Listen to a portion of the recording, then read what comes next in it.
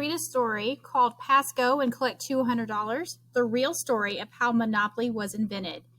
This is actually a nonfiction book, so it is true, and it is all about how Monopoly was invented, of course. If you enjoy Monopoly and you like to play Monopoly, you're really going to enjoy this. I learned a lot of information about Monopoly that I did not know when I read it.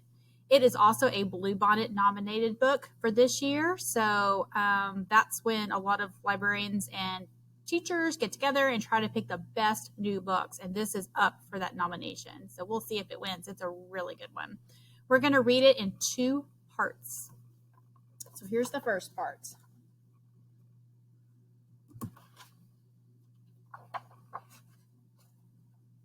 What kind of Monopoly player are you? Do you save your money until you land on Park Place or Boardwalk?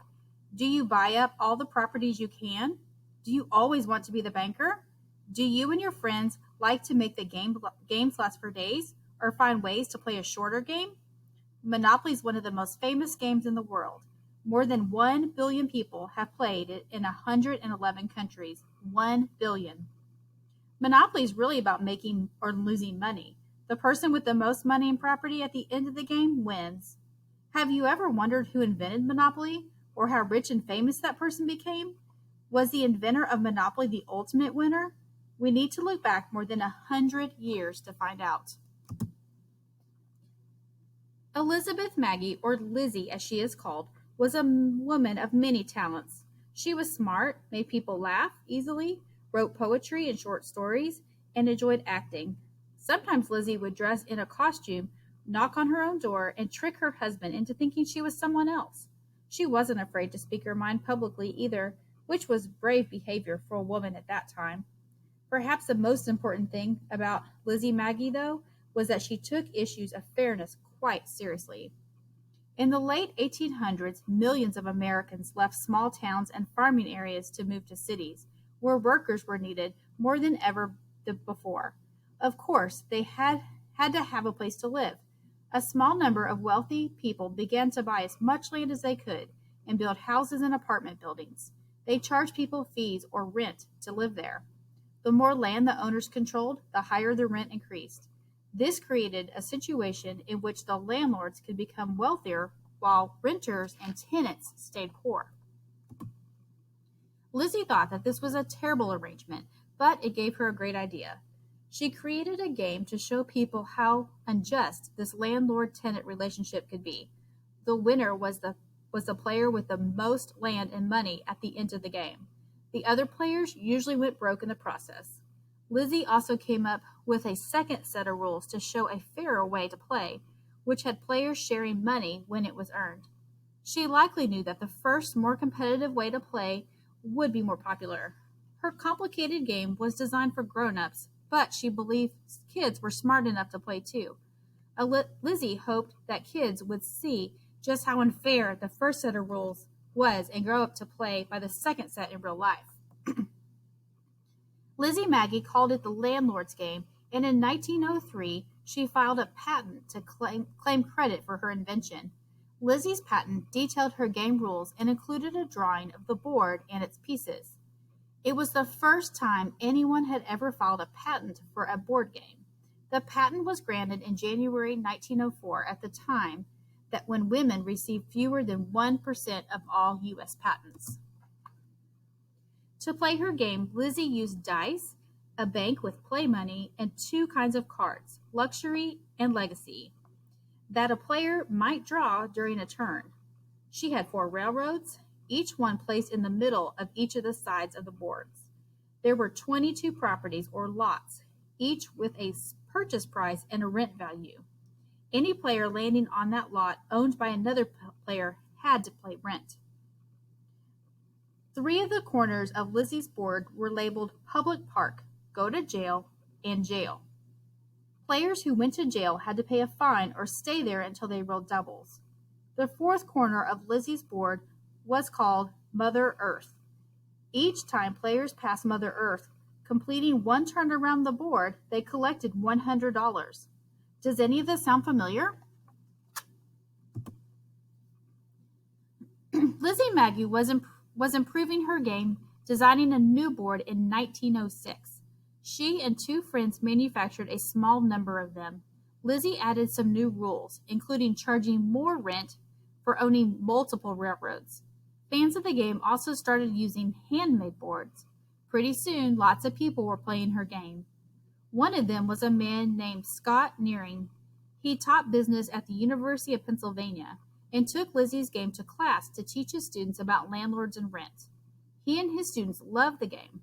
They started calling it Monopoly because that's the term used when an owner gains sole control of a group of properties. The students made replicas of the game. They shared them with other students at other colleges. The landlord's game was probably the most complex game of its time, but people enjoyed its many ideas and rules. Word spread, and soon more and more people were playing Lizzie Maggie's game, although most didn't know it was her idea. Do you ever change the rules when you play Monopoly with your friends? Well, that's what was happening with Lizzie's game.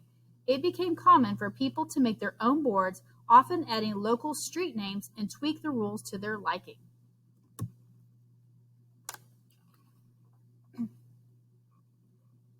In 1909, Lizzie Maggie showed her game board to George Parker. George and his two brothers owned the Parker Brothers Game Company. They admired her game, but they thought it was too challenging and educational. They turned her down. She made more changes and tried to sell her game to Parker Brothers again, but they still weren't interested. In 1924, Lizzie renewed her patent. This time she added a rule that allowed a player who owned all railroads and all utilities to double the rent. And her improvements rules allowed players to add houses to their property, increasing the rent. None of this stopped Lizzie's game from continuing to attract new players. Devoted fans kept making their own changes. The most lasting change happened in Atlantic City, in New Jersey, in 1930. Ruth Hoskins, a young Quaker teacher, and her friends renamed most of their properties after Atlantic City streets and neighborhoods. They were inspired by locations such as St. Charles Place, Venture Avenue, and Boardwalk. Someone else came up with color sequences and divided the properties into groups of 3. Atlantic City players added hotels to the game as well. Around this time, a huge financial crisis called the Great Depression struck. All across the country, companies and farms were going out of business. People had trouble paying for everything from food to rent. By 1932, 1 in 4 Americans had lost their jobs.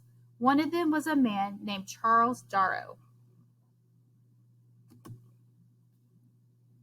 He and his wife had dinner with friends who happened to have an Atlantic City game board. They taught the Darrows how to play. Charles loved the game and decided to make his own board. He asked his friends for copies of their rules. You know how some people have a knack for taking something great and making it even better? Well, that's what Charles Darrow did. The first board he made was round. Although he quickly went back to the idea of a square board, the round one was inspired Charles to draw large rectangles with bars of color at the top, one for each of the properties. He also created new designs with the help of stencils for the chance question marks, the waterworks faucet, and the electric company light bulb, and the railroad trains.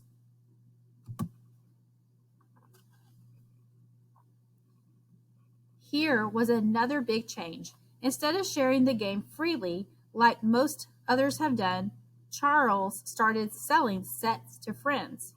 Nearly broke, he thought it might be a good way to earn money for his family. He made each one by hand, drawing the game board on a large piece of oilcloth with pen and ink and using oil paint for the color bands. He cut scraps of wood into houses and hotels and painted those too. He also typed up the rules. Each game took him about 8 hours to make. Soon Charles Darrow advertised his version, claiming credit as the inventor.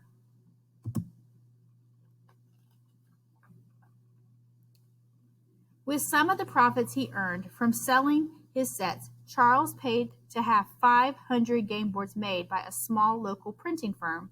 He asked a cartoonist friend Franklin Alexander to help him improve the look of the game. Franklin added illustrations such as the go-to-jail police officer and Jake the jailbird, the man behind the bars. Charles Darrow's colorful board made Monopoly look more dramatic than ever. In 1934, the 1934 board looked much like the one we know today. On the box, it simply said Monopoly. Okay, we're going to stop there, and then in our next video that will be coming to you soon, we will finish this story and you will learn more about Monopoly. Thank you guys for joining me.